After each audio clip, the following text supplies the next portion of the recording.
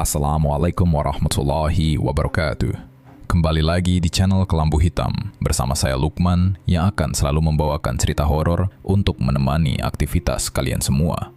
Gimana kabarnya teman-teman semua? Semoga kalian semua dalam keadaan sehat selalu dan dilancarkan rizkinya. Kali ini saya akan membawakan kisah yang sangat mengerikan berjudul Pesugihan Alas Purwo. Seperti apakah ceritanya? Tanpa perlu lama lagi, mari kita masuk ke ceritanya. Namun sebelum itu, dukung channel ini dengan menekan tombol subscribe dan aktifkan lonceng notifikasinya agar tak ketinggalan cerita horor lainnya. Selamat mendengarkan. Tahun 2013 menjadi tahun yang paling berat di sepanjang hidup Arif. Malam itu, hujan turun dengan sangat deras sejak sore hari. Suara air hujan yang menabrak atap seng rumah kontrakannya terdengar sangat bising. Udara dingin menyusup masuk melewati celah dinding papan kayu yang sudah mulai berlubang. Arif hanya duduk sendirian di lantai semen ruang tamu yang berukuran sempit. Cahaya dari lampu bohlam kuning di atas kepalanya menyala redup, sesekali berkedip karena aliran listrik yang tidak stabil. Arif menatap kosong ke arah genangan air yang merembes masuk dari bawah pintu depan. Pikirannya terus mengulang rentetan kejadian buruk yang menghancurkan hidupnya dalam beberapa bulan terakhir. Mimpi buruk itu bermula dari pemutusan hubungan kerja di pabrik pengolahan plastik tempat Arif mencari nafkah. Tanpa ada peringatan sebelumnya, pihak pabrik memecat ratusan karyawan secara sepihak dengan alasan kebangkrutan, termasuk Arif. Setelah bekerja memeras keringat setiap hari selama bertahun-tahun, dia hanya menerima uang pesangon yang jumlahnya sangat kecil. Uang itu jelas tidak akan cukup untuk membiayai kebutuhan makan istri dan satu anak laki-lakinya. Dalam kondisi panik, Arif berusaha memutar otak untuk mencari sumber penghasilan baru. Dengan sisa uang pesangon yang pas-pasan, dia mencoba bangkit. Dia kemudian menghubungi Doni, sahabat karibnya sejak mereka masih duduk di bangku sekolah dasar. Doni datang membawa ide untuk membuka bisnis warung bakso. Pembagian tugasnya sangat jelas. Arif yang mengeluarkan seluruh modal dari uang pesangonnya, sedangkan Doni yang mencari tempat, membeli gerobak, dan mengurus operasional dagangan. Arif percaya sepenuhnya kepada Doni. Mereka sudah berteman puluhan tahun, sehingga Arif tidak memiliki rasa curiga sedikit pun. Sore itu juga, Arif menyerahkan seluruh uang pesangonnya dalam bentuk tunai kepada Doni. Arif menggantungkan harapan besar bahwa warung bakso itu bisa menyelamatkan keluarganya dari ancaman kelaparan. Nahasnya, harapan itu langsung hancur berkeping-keping. 3 hari setelah Arif menyerahkan uang tersebut, Doni mendadak menghilang tanpa jejak. Nomor teleponnya sudah tidak aktif dan tidak bisa dihubungi.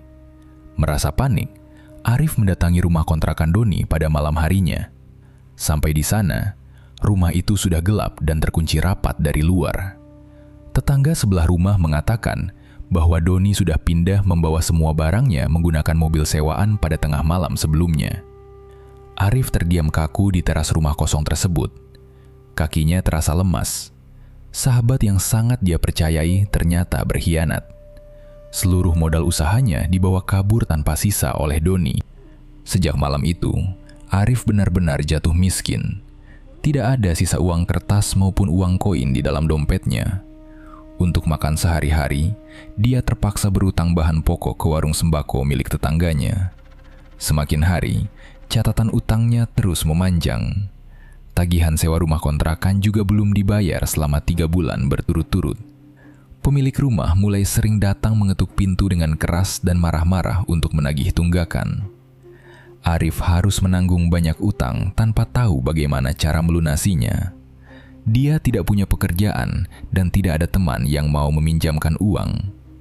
Hancurnya kondisi ekonomi ini membuat suasana di dalam rumah tangganya berubah menjadi sangat penuh tekanan. Istri Arif, Santi, sama sekali tidak bisa menerima keadaan hidup yang mendadak melarat. Sebelumnya, Santi terbiasa hidup cukup dari gaji bulanan Arif di pabrik. Kini, setiap melihat tempat penyimpanan beras kosong atau mendapati lauk hanya berupa sisa tempe kemarin, Santi langsung marah besar. Setiap hari dari pagi sampai malam, Santi tidak berhenti mengomel, memaki, dan merendahkan harga diri Arif sebagai kepala keluarga. Suara pintu kamar tidur dibanting dengan sangat keras membuat bahu Arif tersentak kaget. Santi keluar dari kamar dengan wajah merah padam dan napas yang memburu. Dia berjalan cepat menghampiri Arif yang masih duduk menunduk di lantai ruang tamu. "Mas, kamu ngapain duduk diam aja sih di situ? Beras di dapur udah habis, susu anakmu juga udah habis dari kemarin. Terus besok kita mau makan pakai apa?" bentak Santi dengan suara keras, mengalahkan suara hujan di luar. Arif semakin menundukkan kepalanya. Dia tidak berani membalas tatapan tajam istrinya. "Sabar dikit ya San, aku lagi usaha cari kerjaan baru kok," jawab Arif pelan. "Sabar gimana lagi maksudmu Mas? Ini udah bulan ketiga kita melarat begini. Utang di warung depan udah numpuk. Tadi pagi aku ditagihin di depan banyak orang. Malu tahu nggak Mas? Benaran malu aku," balas Santi tanpa memedulikan perasaan suaminya. "Iya, aku paham. Ntar aku coba pinjam duit ke orang lain deh," sahut Arif menahan rasa sesak di dadanya. "Pinjam ke siapa lagi? Temenmu si Doni aja udah bawa kabur semua uang kita. Emang dasar kamu suami gak berguna.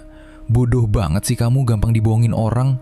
Uang pesangon satu-satunya malah dikasih gitu aja. Ngapain coba kamu percaya sama dia?" cecar Santi bertubi-tubi sambil menunjuk kepala Arif. "Kan aku gak tahu Doni bakal senekat itu. Dia itu sahabatku dari kecil, San," kata Arif mencoba membela diri. "Biarin aja, mau dia sahabat dari kecil kek. Kenyataannya sekarang kita kelaparan. Dengar ya Mas, aku udah muak hidup susah begini. Beli susu anak aja nggak mampu. Kamu kalau nggak bisa ngasih makan anak istri, mending nggak usah jadi suami," teriak Santi, suaranya melengking penuh amarah. "Jangan ngomong gitu dong San, aku kan tetap kepala keluarga di sini," potong Arif mencoba mempertahankan sisa harga dirinya yang sudah hancur. "Kepala keluarga apanya? Coba kamu ngaca, pengangguran, banyak utang. Dengar ya Mas, aku kasih kamu waktu. Kalau kamu nggak bisa bawa uang banyak minggu ini, aku bakal bawa Bima pergi dari rumah ini.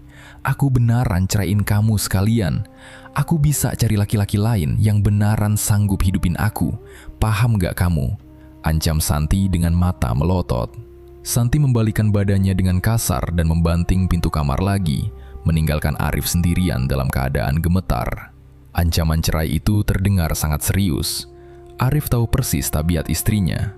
Santi benar-benar akan pergi membawa anaknya jika tidak melihat uang dalam jumlah besar minggu ini. Kepala Arif terasa sangat pusing. Dia memijat keningnya kuat-kuat. Perutnya berbunyi karena perih menahan lapar. Tetapi hal itu tidak sebanding dengan rasa sakit di hatinya. Harga dirinya sebagai laki-laki telah habis diinjak-injak oleh kemiskinan. Arif merasa sangat tertekan dan putus asa. Dia tidak ingin keluarganya hancur. Dia tidak mau kehilangan anak dan istrinya. Keesokan harinya, sinar matahari pagi belum sepenuhnya muncul ketika Arif melangkahkan kakinya keluar dari rumah kontrakan. Udara pagi itu terasa sangat dingin menusuk kulit setelah hujan deras semalaman. Arif berjalan kaki menyusuri jalan aspal yang basah dan berlubang tanpa arah tujuan yang jelas. Dia hanya ingin pergi sebentar untuk menghindari omelan istrinya di rumah. Langkah kakinya terasa sangat berat dan lambat. Perutnya terus berbunyi karena dia belum makan nasi sejak kemarin siang. Tetapi dia tidak memiliki uang sepeser pun di dalam saku celananya. Arif terus berjalan sampai dia melihat sebuah warung kopi sederhana di ujung gang. Warung itu hanya terbuat dari tenda terpal berwarna biru dengan beberapa kursi kayu panjang. Arif duduk di pojok warung, menundukkan kepalanya dan memijat keningnya yang berdenyut sakit. Dia merasa sangat putus asa hari ini. Tiba-tiba, ada sebuah tangan menepuk pundak Arif dari arah belakang. Arif menoleh dengan kaget. Seorang laki-laki bertubuh gempal memakai jaket kulit hitam berdiri di belakangnya sambil tersenyum lebar. Arif membutuhkan waktu beberapa detik untuk mengenali wajah tersebut. Laki-laki itu adalah Yanto, teman lamanya saat mereka masih sama-sama bekerja sebagai kuli bangunan belasan tahun yang lalu. Yanto langsung duduk di sebelah Arif dan memesan 2 gelas kopi hitam panas kepada penjaga warung. Penampilan Yanto terlihat jauh lebih rapi dan bersih dibandingkan saat terakhir kali mereka bertemu. Yanto memakai jam tangan besi yang terlihat mahal dan sepatu kulit hitam yang mengkilap. "Ya ampun Arif, benaran kamu kan ini? Dari tadi aku liatin dari jauh kok kayak kenal. Ngapain kamu pagi-pagi melamun sendirian di sini?" sapa Yanto sambil menepuk pundak sahabatnya lagi.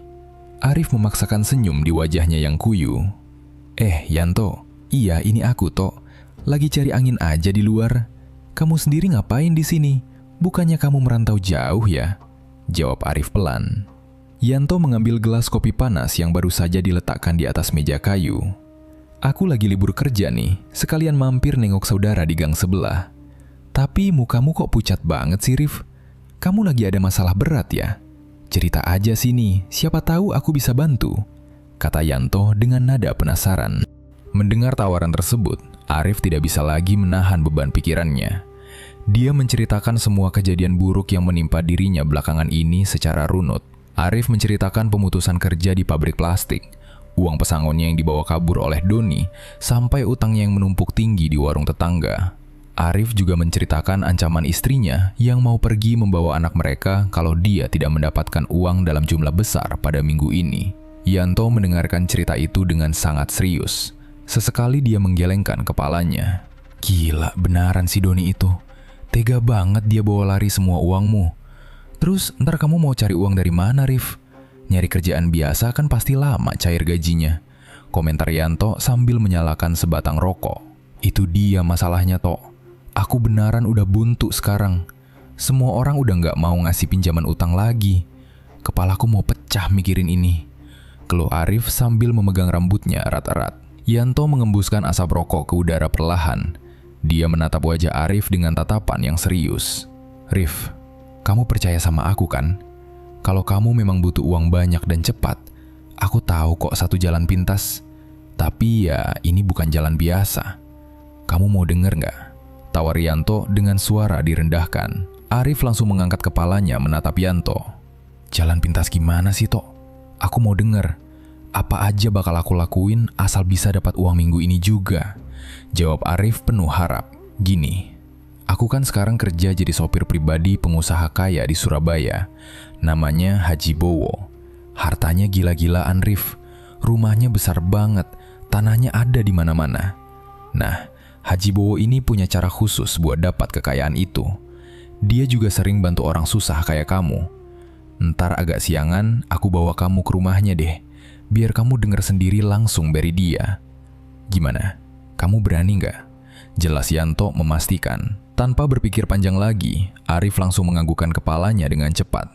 Rasa putus asa di dadanya membuat dia tidak memedulikan cara khusus apa yang dimaksud oleh Yanto. Hal paling penting bagi dirinya saat ini hanyalah mendapatkan uang agar istri dan anaknya tidak pergi. Siang harinya, mereka berdua berangkat menuju kota Surabaya menggunakan mobil pribadi yang dikendarai Yanto. Perjalanan tersebut menempuh waktu beberapa jam. Arif hanya diam di kursi penumpang sepanjang jalan raya, membayangkan nasibnya yang sebentar lagi akan berubah total. Hawa pendingin ruangan di dalam mobil itu membuat tubuh kurusnya sedikit menggigil, tetapi dia menahannya dalam diam. Menjelang sore hari, mobil Yanto berbelok masuk ke kawasan perumahan elit di kota Surabaya. Mereka berhenti tepat di depan sebuah gerbang besi hitam yang menjulang sangat tinggi. Tembok rumah itu tertutup rapat, menghalangi pemandangan ke bagian dalam. Yanto membunyikan klakson mobil satu kali, lalu gerbang itu perlahan terbuka secara otomatis. Begitu mobil melaju masuk ke halaman, Arif benar-benar merasa takjub. Halaman rumah itu sangat luas, ditumbuhi pohon rindang dan bunga-bunga mahal. Beberapa mobil mewah terparkir rapi di garasi luar. Bangunan utamanya terlihat sangat besar dengan pilar-pilar bergaya klasik. Arif merasa sangat rendah diri dan malu saat melangkahkan kaki masuk ke dalam rumah yang berlantaikan marmer mengkilap tersebut.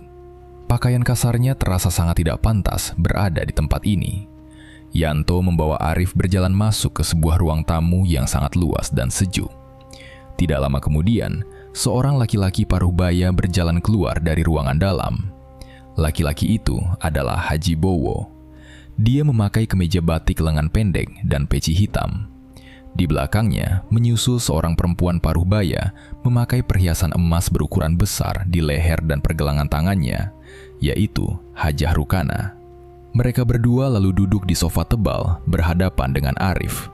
Haji Bowo menatap tubuh Arif dari ujung kepala sampai ujung kaki. Dia bisa melihat dengan sangat jelas wajah Arif yang kelelahan, kusam, dan penuh penderitaan. "Jadi ini teman lamamu yang lagi kesusahan itu toh?" tanya Haji Bowo dengan suara berat yang memenuhi ruangan. "Iya Pak Haji, ini Arif. Dia baru ditipu habis-habisan sama temannya. Utangnya juga banyak. Istrinya ngancam minta cerai kalau nggak cepat dapat uang," jawab Yanto sambil menundukkan pandangannya dengan sopan. Haji Bowo tersenyum tipis melihat Arif. Dia mencondongkan badannya ke depan. "Dengar ya Arif, aku tahu persis rasanya ada di posisi paling bawah. Dulu aku juga miskin melarat kayak kamu. Dihina orang, utang numpuk, sama sekali nggak dihargai. Tapi coba kamu lihat semua rumah ini, mobil di garasi, tanah di mana-mana. Kamu pikir aku dapat ini semua cuma dari kerja keras biasa?" kata Haji Bowo pelan tapi terdengar tajam.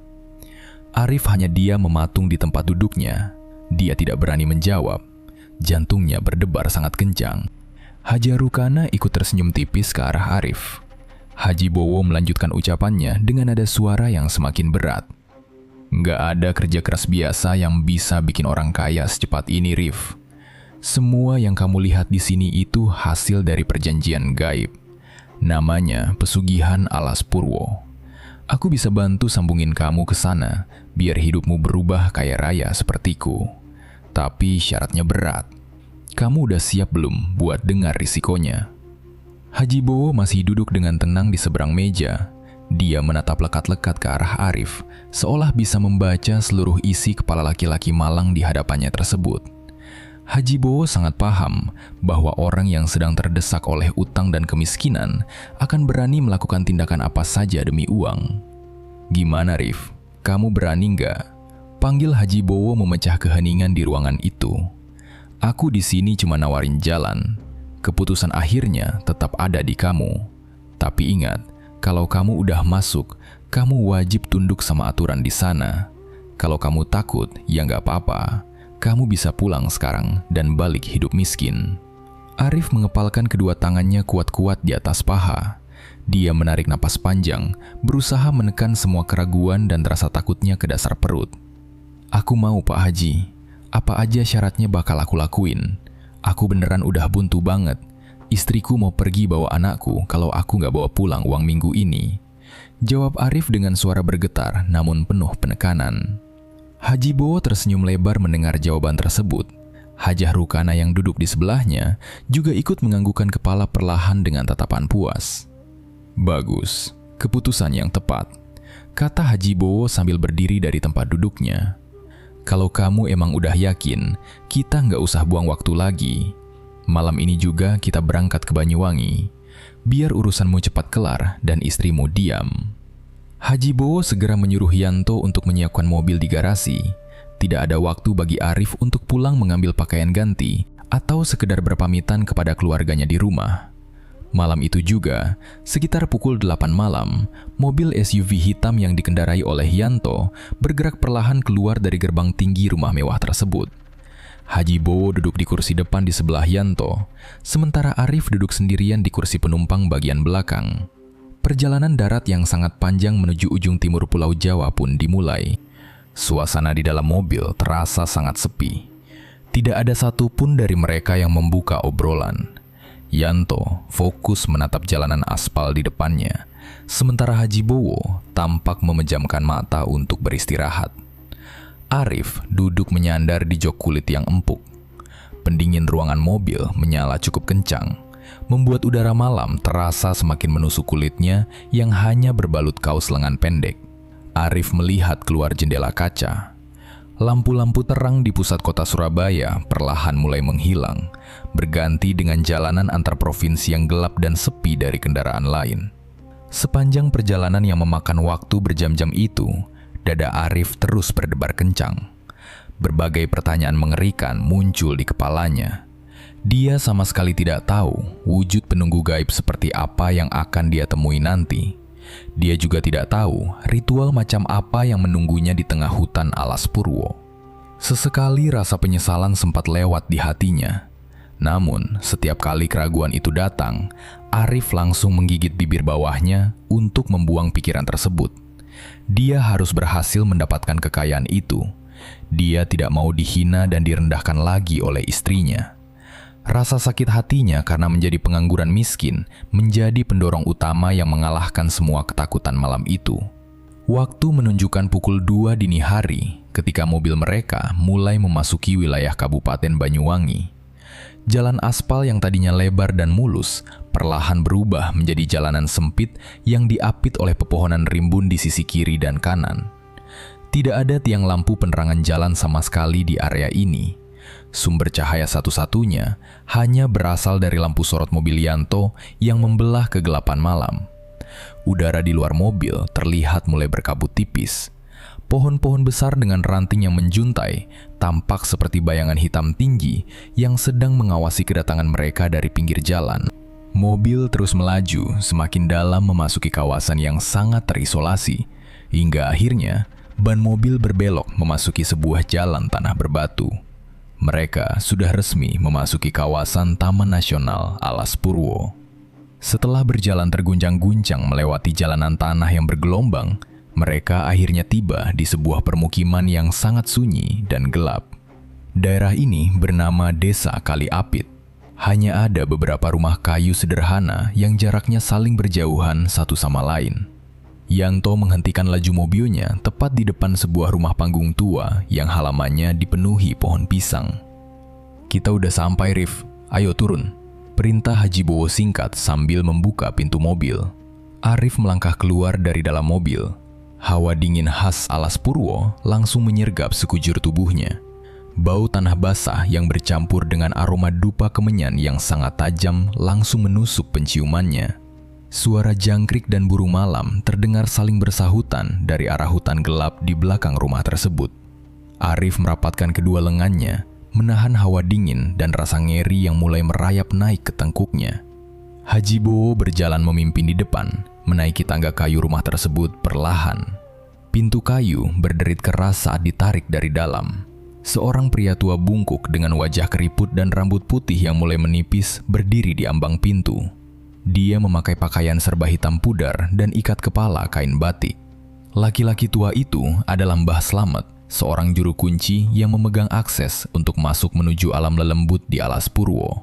Mbah Slamet menatap kedatangan Haji Bowo tanpa ekspresi, lalu pandangannya langsung beralih menatap tajam ke arah Arif yang berdiri di belakang.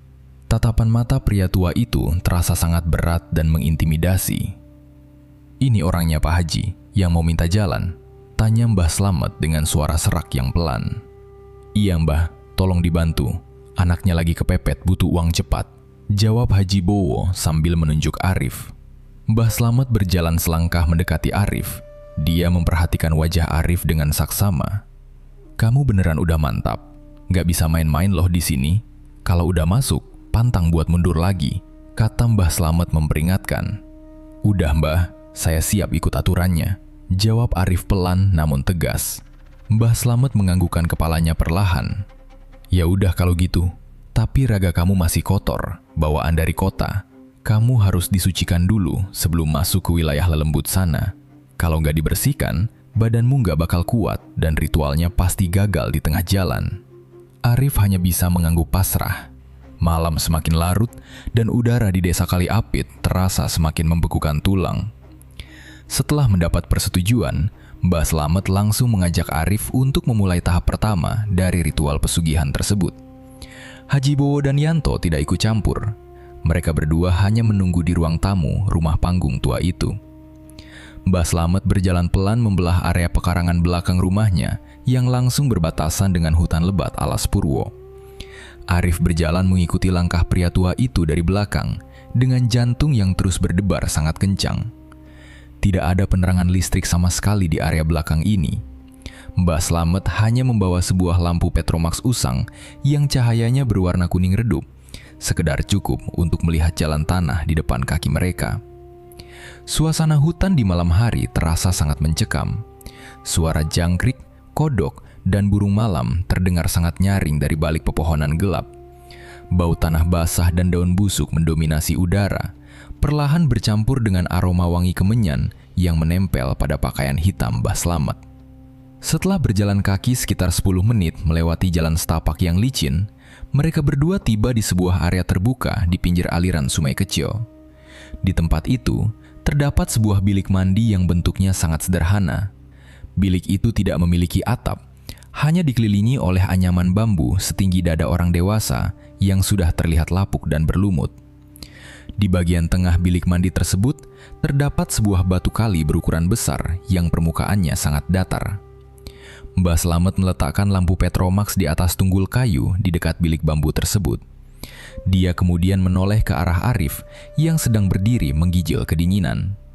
"Masuk ke bilik itu sekarang, Rif," perintah Mbah Slamet dengan suara serak yang memecah keheningan hutan.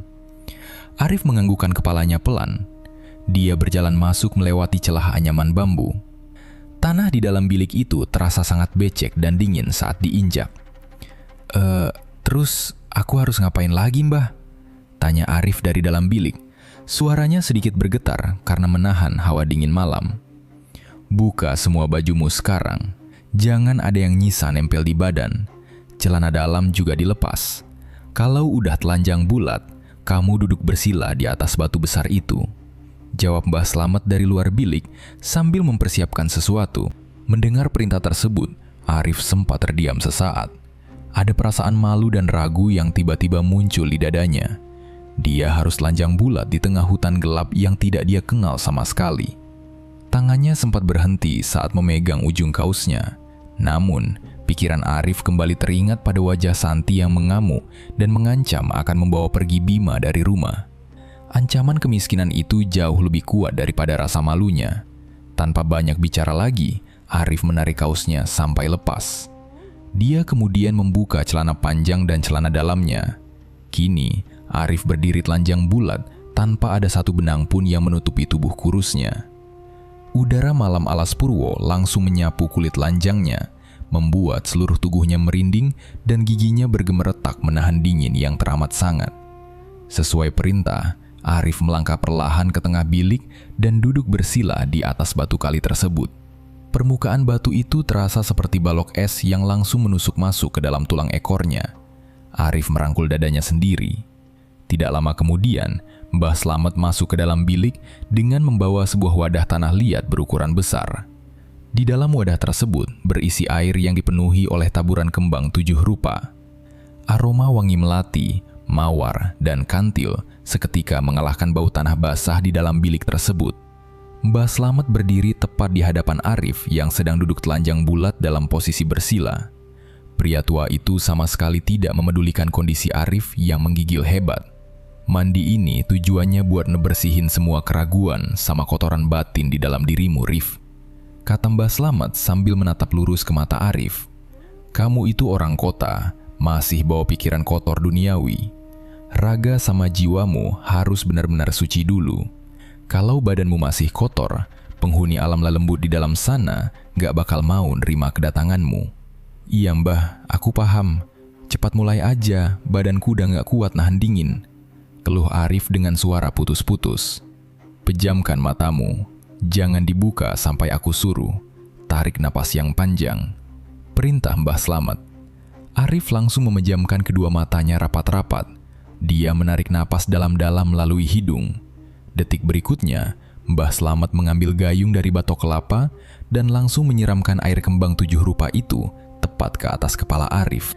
Air sedingin es itu langsung mengguyur kepala, membasahi wajah, dada. Napas Arif seketika tercekat di tenggorokan. Rasa dinginnya sangat ekstrim, membuat dadanya terasa sesak seperti dihantam benda keras.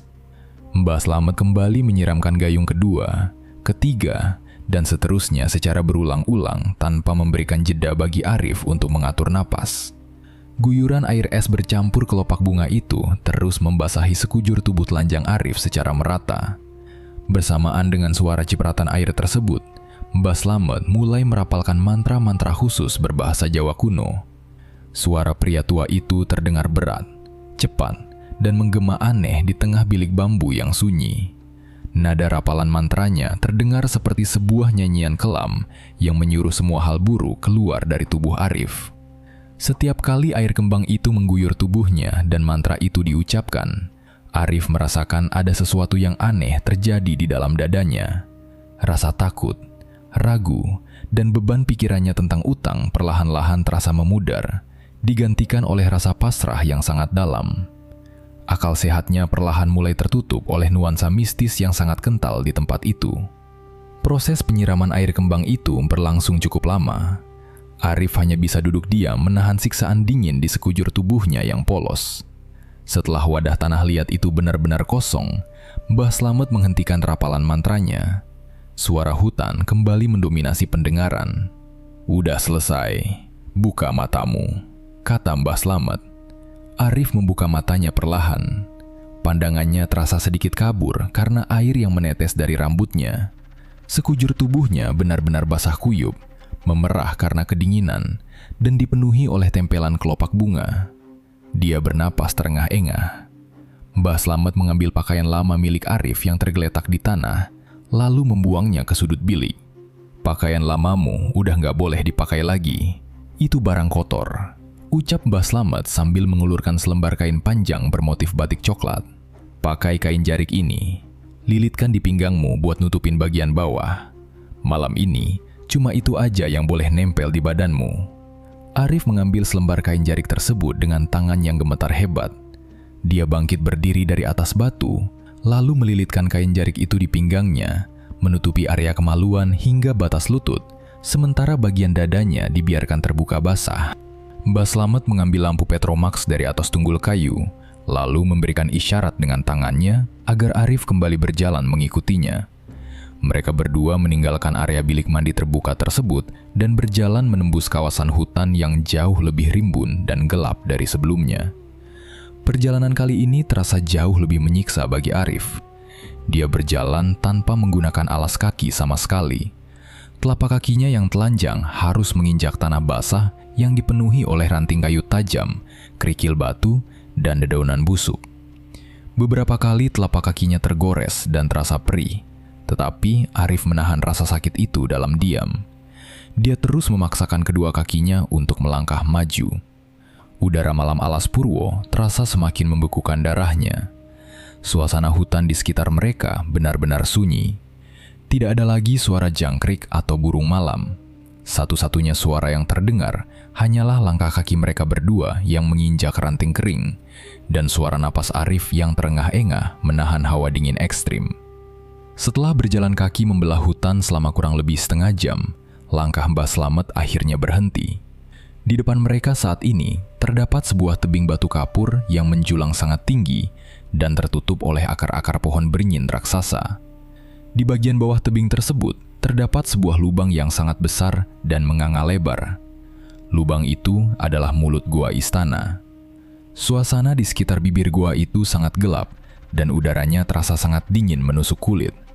Hawa dingin yang berembus keluar dari dalam perut gua tersebut membawa aroma yang sangat aneh, percampuran antara bau tanah basah, lumut, dan aroma wangi bunga yang sangat menyengat.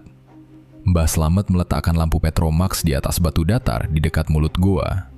Dia kemudian mengeluarkan segenggam dupa kemenyan dari dalam kantong kain hitamnya dan membakarnya di atas sebuah wadah tanah liat kecil. Asap putih yang tebal langsung mengepul di udara. Mbah Slamet duduk bersila menghadap ke arah mulut gua. Dia mulai membaca mantra khusus berbahasa Jawa kuno dengan nada suara yang berbasik. Mantra ini dibaca untuk meminta izin masuk kepada penunggu gua, agar mereka tidak marah karena wilayahnya didatangi oleh manusia biasa. Setelah selesai membaca mantra izin, Mbah Slamet berdiri dan menatap wajah Arif yang sudah pucat pasi karena kedinginan. "Udah waktunya, Rif. Kamu masuk ke dalam gua itu sekarang. Sendirian aja, aku cuma nunggu di sini," perintah Mbah Slamet sambil menunjuk ke arah lubang gelap di depannya. Arif melihat ke arah mulut gua yang benar-benar hitam pekat. "Gelap banget, Bah. Aku masuknya nggak bawa lampu?" tanya Arif memastikan. Suaranya terdengar sangat bergetar. "Nggak usah. Kamu jalan aja lurus terus. Ntar matamu bakal terbiasa sendiri.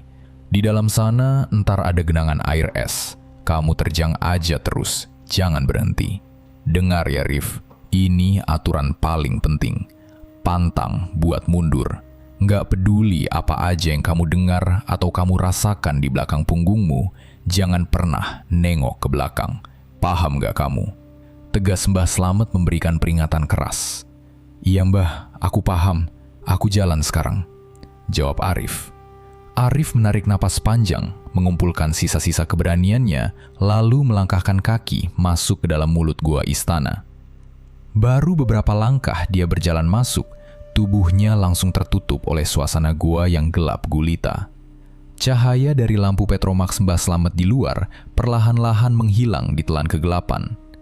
Arif berjalan dengan sangat hati-hati. Tangannya meraba dinding batu gua yang terasa basah, kasar, dan dipenuhi oleh lumut berlendir. Udara di dalam gua ini jauh lebih dingin daripada di hutan tadi. Setelah berjalan lurus menembus kegelapan selama beberapa menit, ujung jari kaki Arif tiba-tiba menyentuh genangan air. Dia tetap langkah maju sesuai instruksi Mbah Slamet.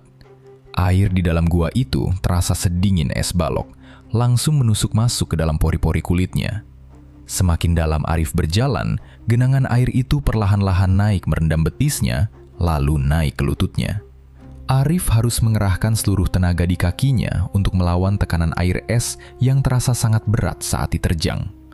Sesekali, dia mendengar suara percikan air yang aneh dari arah belakang punggungnya, disusul oleh suara bisikan pelan yang memanggil namanya.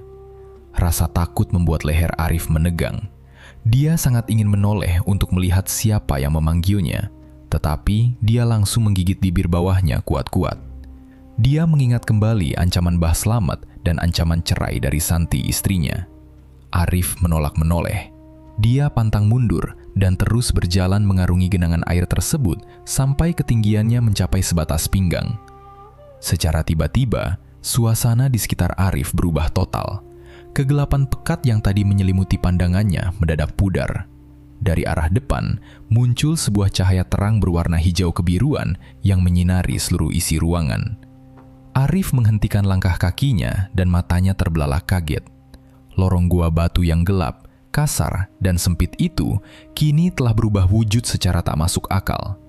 Di depan mata Arif saat ini berdiri sebuah istana gaib yang sangat luas dan megah.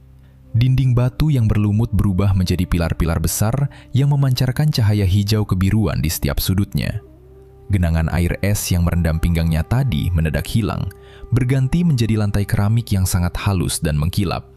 Di ujung ruangan istana yang megah tersebut, Arif disambut secara langsung oleh puluhan perempuan yang memakai pakaian adat tradisional seperti dayang-dayang kerajaan. Di tengah barisan para pelayan itu, berdiri sesosok wanita berparas sangat cantik dengan kulit putih pucat. Wanita itu adalah sang penguasa, Nyai Ratu. Dia memiliki senyum yang sangat sensual, namun memancarkan aura tekanan gaib yang sangat kuat dan mendominasi. Tatapan mata Nyai Ratu langsung mengunci pandangan Arif, membuat seluruh tubuh Arif kaku tidak bisa bergerak. Nyai Ratu tidak mengucapkan sepatah kata pun. Dia hanya memberikan isyarat pelan dengan jemarinya. Puluhan dayang-dayang itu langsung berjalan mendekati Arif. Mereka menuntun kedua tangan Arif yang masih gemetar dan membawanya berjalan memasuki salah satu ruangan di dalam istana tersebut. Arif dituntun masuk ke dalam sebuah kamar megah bernuansa warna hijau dan kuning. Di bagian tengah kamar yang luas itu, terdapat sebuah ranjang besar berlapis kain sutra yang dipenuhi oleh taburan bunga melati segar. Setelah membawa Arif sampai ke dekat ranjang, para dayang-dayang itu langsung menundukkan kepala mereka dan berjalan keluar dari kamar tanpa mengeluarkan suara sedikit pun. Pintu kayu berukir itu tertutup rapat dengan sendirinya. Kini, di dalam kamar megah tersebut, hanya tersisa Arif dan sang penguasa alam lelembut, Nyai Ratu. Nyai Ratu berdiri tepat di samping ranjang sutra. Dia menatap wajah Arif yang masih terlihat ketakutan dan bingung. Kain jarik yang melilit pinggang Arif masih basah dan meneteskan air ke atas lantai keramik kamar. Nyai Ratu tersenyum tipis. Aura gaib yang memancar dari tubuh wanita itu terasa sangat kuat, membuat hawa dingin di sekujur tubuh Arif perlahan-lahan berubah menjadi hawa panas yang aneh. Nyai Ratu memberikan isyarat dengan lambaian tangannya supaya Arif berjalan mendekat ke arah ranjang. Namun, kaki Arif masih kaku dan menempel di lantai. "Sini, maju dekat aku. Gak usah takut gitu," ucap Nyai Ratu dengan suara yang lembut, namun terdengar sangat jelas di telinga Arif. Arif menelan ludah. Dia memaksa kakinya melangkah maju perlahan, sampai jaraknya hanya tersisa 1 meter dari tubuh Nyai Ratu. "Kamu butuh uang cepat kan? Kamu mau hidup kaya raya dan istrimu gak marah lagi?" Tanya Nyai Ratu menatap langsung ke mata Arif. Iya Nyai, aku butuh banget. Tolong bantu aku. Jawab Arif dengan suara pelan dan bergetar. Aku bisa kasih semua harta yang kamu mau. Tapi kamu ingat kan, gak ada yang gratis di sini. Kamu harus ikat janji sama aku malam ini juga. Kalau kamu udah mulai, urusan ini gak bisa dibatalin lagi. Kamu udah siap kan? Kata Nyai Ratu memastikan. Arif mengingat kembali penderitaannya di warung kopi. Perutnya yang lapar dan cacian dari Santi. Dia langsung menganggukkan kepalanya dengan tegas. Aku udah siap, apa aja bakal aku lakuin sekarang. Nyai Ratu kembali tersenyum penuh arti. Tanpa bersuara lagi, perempuan berparas sangat cantik itu mengangkat kedua tangannya. Dia melepaskan semua pakaian gaib yang menempel di tubuhnya satu persatu. Kain penutup pundak, kemben, hingga kain bawahannya dibiarkan jatuh berserakan di atas lantai.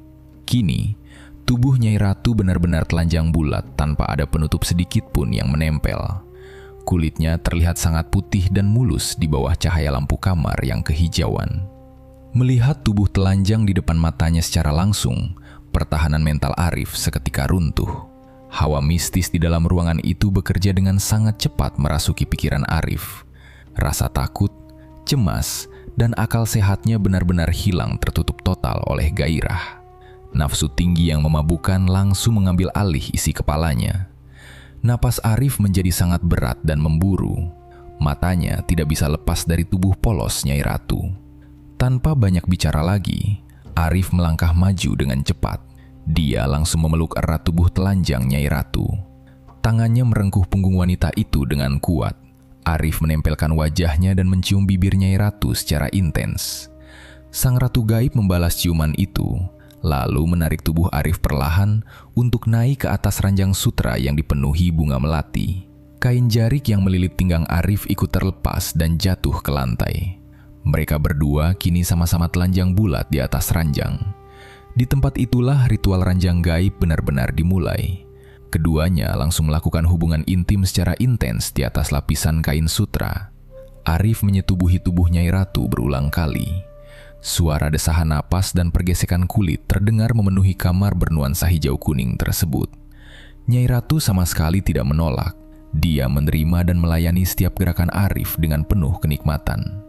Aroma keringat Arif perlahan bercampur baur dengan bau wangi bunga melati yang hancur tergencet oleh tubuh mereka berdua di atas kasur. Hubungan badan yang terjadi di kamar ini bukanlah hubungan biasa. Penyatuan fisik ini dilakukan sebagai bentuk pengikatan janji mutlak untuk mendapatkan kekayaan pesugihan. Setiap gerakan yang dilakukan Arif menjadi cap persetujuan bahwa dia telah menyerahkan dirinya pada aturan alam lelembut. Persetubuhan panas itu terus berlangsung tanpa henti di bawah cahaya ruangan hijau kebiruan. Akal sehat Arif sudah benar-benar mati.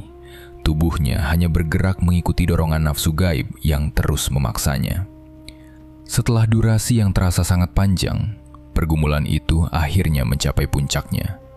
Mereka berdua mencapai klimaks secara bersamaan. Tenaga Arif langsung terkuras habis sepenuhnya. Dia terkapar jatuh menelentang di sebelah Nyai Ratu. Napasnya terengah-engah dan sekujur tubuhnya benar-benar lemas kehabisan tenaga. Keringat bercucuran deras membasahi dada dan wajahnya. Arif memejamkan mata, mencoba mengatur kembali detak jantungnya yang berdebar sangat kencang. Hanya berselang beberapa saat setelah persetubuhan gaib itu usai, Nyai Ratu langsung bangkit berdiri dari atas ranjang. Wajahnya kembali datar dan dingin. Tidak ada lagi senyum sensual seperti sebelumnya. Dia mengambil selendang hijau miliknya dari lantai dan merapikan pakaiannya kembali menutupi tubuhnya yang polos. Nyai Ratu menatap Arif yang masih terbaring lemas. Udah selesai. Janjinya udah terikat. Sekarang kamu pulang. Perintah Nyai Ratu dengan nada suara yang sangat datar dan tegas. Pintu kayu berukir itu terbuka kembali. Puluhan dayang-dayang langsung masuk ke dalam kamar. Beberapa dayang memumut kain jarik milik Arif dari lantai, lalu memakaikannya kembali menutupi bagian bawah tubuh Arif. Setelah itu, mereka menuntun Arif yang masih kesulitan berdiri tegak untuk berjalan keluar dari kamar. Tatapan mata Arif masih kosong, lututnya bergetar hebat, tetapi dia terus dituntun keluar dari istana megah itu, meninggalkan Nyai Ratu sendirian di dalam kamarnya.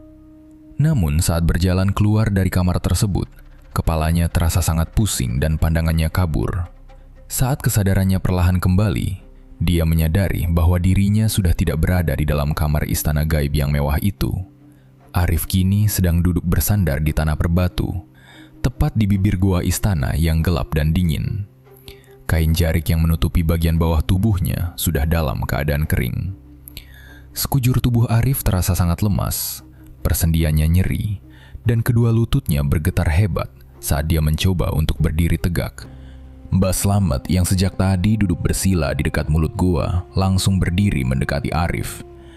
Pria tua itu mematikan rokok lintingannya dan menatap wajah Arif dengan sangat tajam.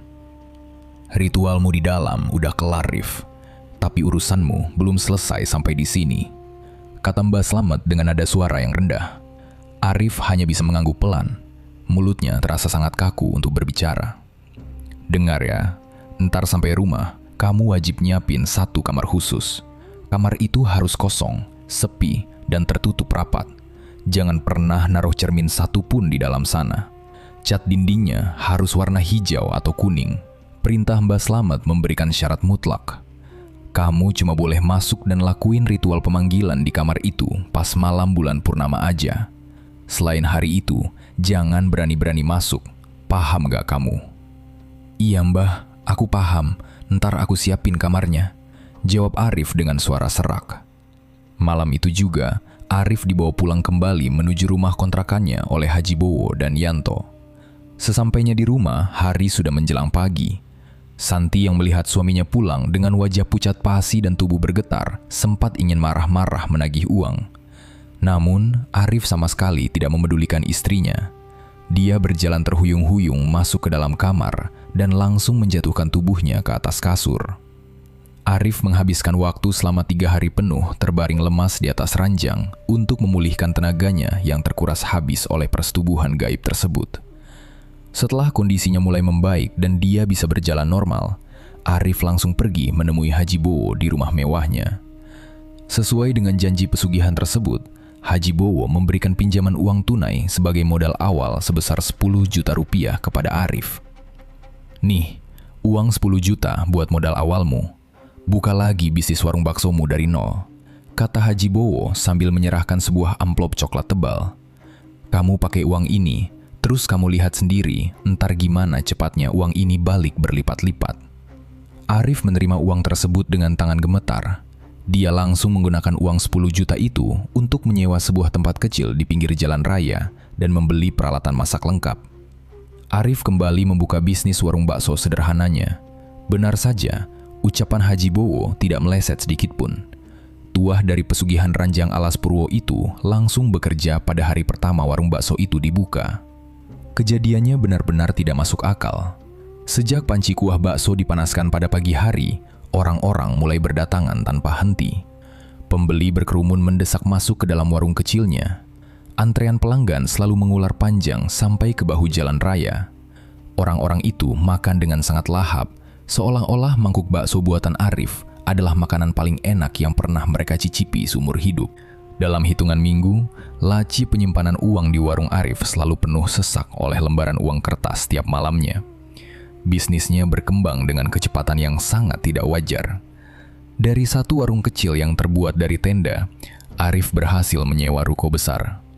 3 bulan kemudian, dia mulai membuka banyak cabang warung bakso di berbagai sudut keramaian kota. Semua cabang warungnya selalu laris manis diserbu pembeli setiap hari dari pagi hingga larut malam. Uang tunai terus mengalir deras masuk ke dalam rekening bank milik Arif. Dia dengan cepat menjelma menjadi seorang pengusaha kuliner yang sangat kaya raya. Rumah kontrakan kecil berlantai semen yang lembab itu langsung ditinggalkan. Arif membeli sebuah rumah mewah yang sangat besar dengan lantai marmer mengkilap di kawasan perumahan elit. Dia juga membeli 2 unit mobil baru yang diparkir rapi di garasi rumahnya. Di dalam rumah mewah itu, Arif sudah menyiapkan 1 kamar khusus berwarna hijau tanpa cermin, persis seperti yang diperintahkan oleh Mbah Slamet. Perubahan nasib yang sangat drastis ini langsung mengubah suasana rumah tangga mereka.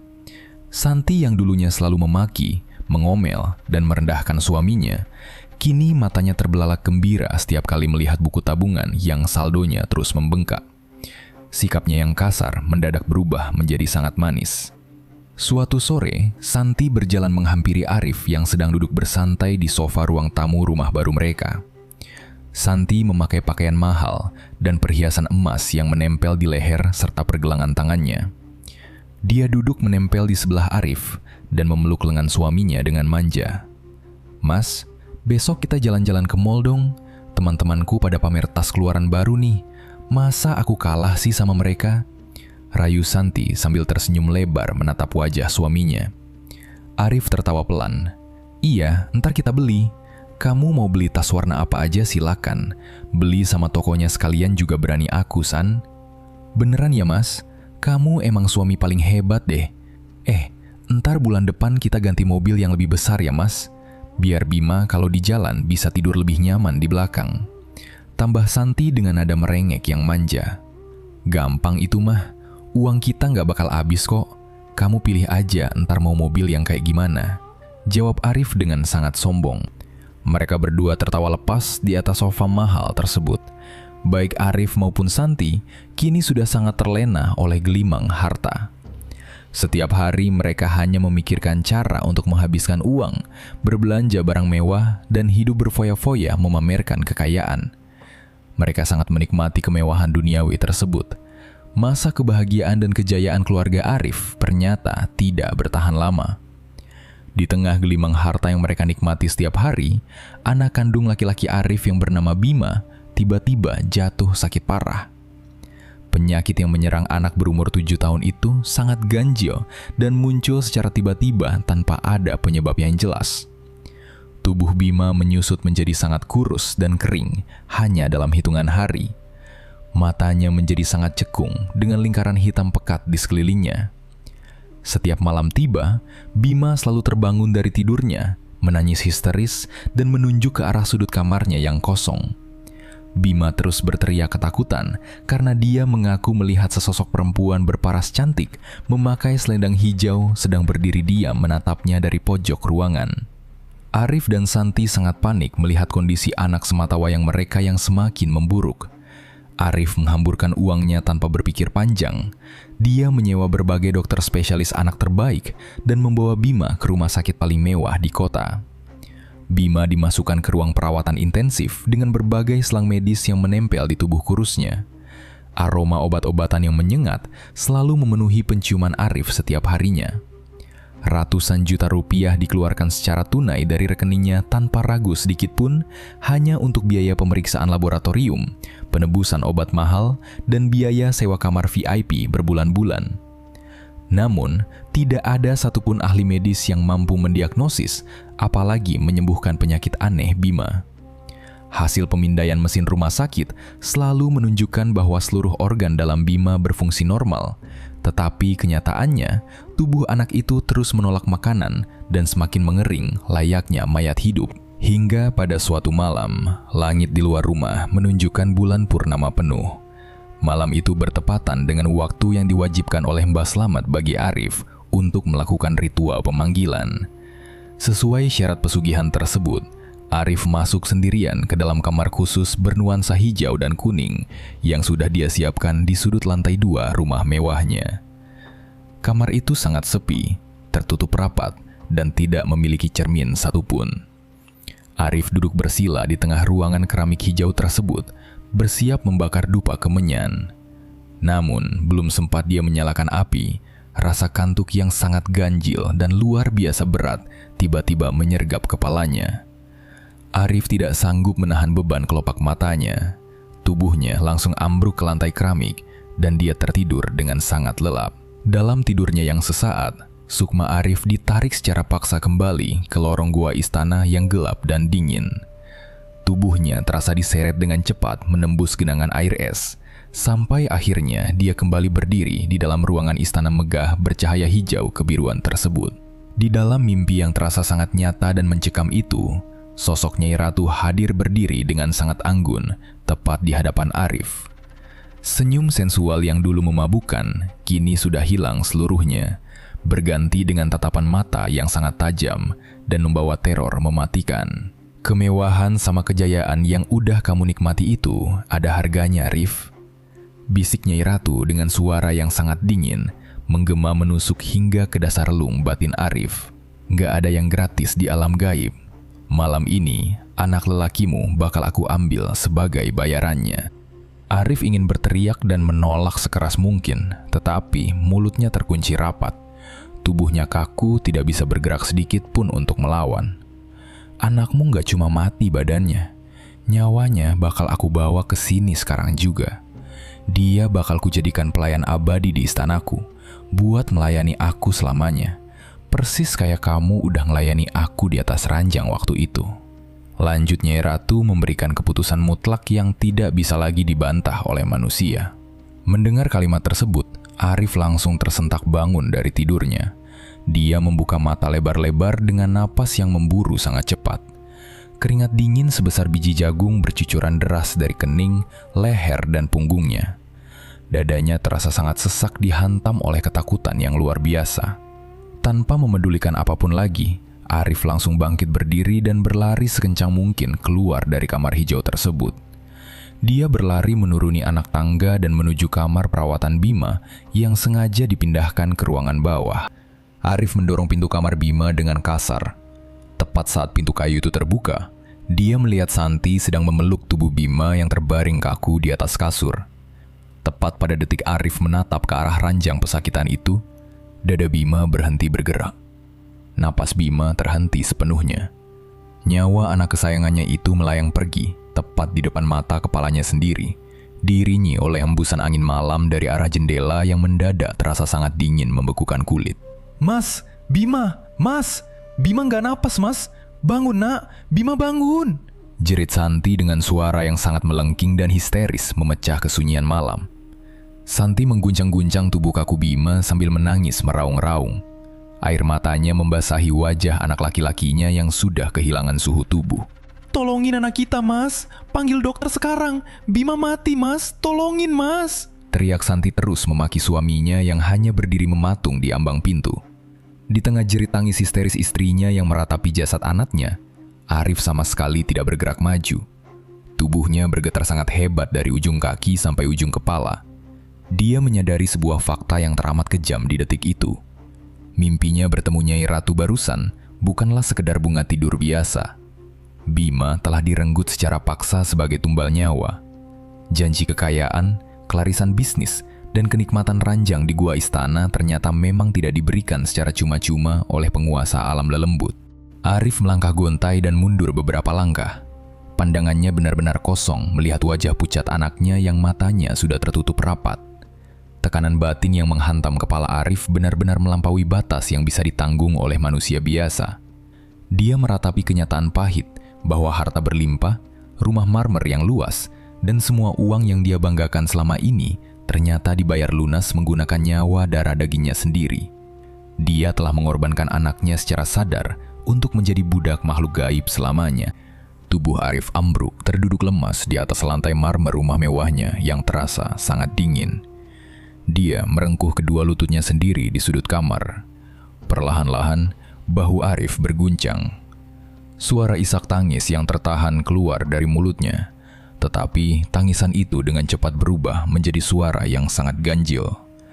Rasa bersalah yang teramat besar dan penyesalan yang tidak mungkin bisa diperbaiki lagi langsung menghancurkan seluruh saraf kewarasannya dalam hitungan detik. Bima udah di istana. Bima nemenin Nyai Ratu. Uangnya banyak, San. Laci kita penuh, San. Bima yang bayar semuanya. Gumam Arif dengan tatapan mata yang sepenuhnya kosong dan bibir yang menyeringai lebar. Santi menoleh ke arah suaminya dengan tatapan ngeri sekaligus jijik. Di depan jasad kaku anaknya, Arif justru tertawa terbahak-bahak memecah kesunyian malam. Laki-laki itu menarik-narik rambutnya sendiri dengan sangat keras, sampai banyak helai rambut yang tercabut dari kulit kepalanya. Arif kemudian mulai memukul-mukul kepalanya sendiri ke dinding dan lantai marmer hingga dahinya berdarah, tanpa merasakan sakit sedikit pun. kewarasan Arif benar-benar hancur lebur malam itu juga. Kekayaan yang dia kejar mati-matian demi harga diri justru membuatnya kehilangan anak dan akal sehatnya sendiri. Dia telah menjadi gila seutuhnya, tertawa melengking sambil merangkak memunguti bayangan uang yang tidak terlihat di atas lantai rumah mewahnya, yang kini terasa hampa, bagaikan sebuah kuburan besar. Cerita pun berakhir. Terima kasih buat teman-teman yang udah menyimak cerita ini sampai akhir. Buat teman-teman yang baru bergabung, jangan lupa untuk subscribe dan aktifkan lonceng notifikasinya. Nantikan cerita horor terbaru dari Kelambu Hitam. Saya Lukman mohon pamit undur diri. Wassalamualaikum warahmatullahi wabarakatuh.